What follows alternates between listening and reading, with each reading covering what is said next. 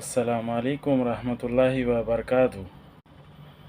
ఒమన్లో తాజా వార్త. గంటకు 200 కిలోమీటర్ల వేగంతో డ్రైవింగ్, ఇద్దరిని పట్టుకున్న పోలీసులు.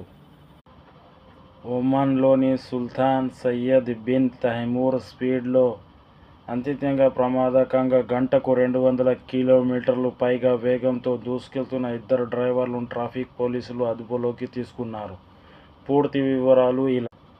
ఎక్కడంటే దోహార్ గవర్నమెంట్ వైపు వెళ్లే మార్గంలో ట్రాఫిక్ పోలీసులు తనిఖీలు నిర్వహిస్తుండగా ఈ ఘటన చోటు చేసుకుంది. కెమెరాలకు చిక్కిన మొబైల్ స్పీడ్ మానిటరింగ్ పరికరాల ద్వారా పోలీసులకు అతి వేగాన్ని గుర్తించారు. వెంటనే వారిని అడ్డుకొని వాహనాలు నిలిపివేశారు.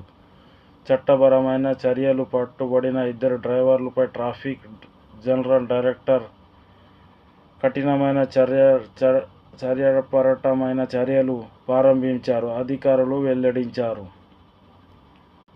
పోలీసులను హెచ్చరించిన ఇంతటి కేసు చెదిరించే వేగంతో డ్రైవింగ్ చేయడం వల్ల ప్రాణాలకు తీవ్ర ముప్పు ఉంటుందని, రోడ్డు ప్రమాదాలు జరిగే అవకాశం ఎక్కువగా ఉంటుందని రాయల్ ఒమన్ పోలీస్ వాహనదారులను తీవ్రంగా హెచ్చరించింది. ప్రతి ఒక్కరూ తప్పనిసరిగా వేగ పరిమితులను, స్పీడ్ ఎమర్జెన్సీ ట్రాఫిక్ నిబంధనలను పాటించాలని విజ్ఞప్తి చేసింది.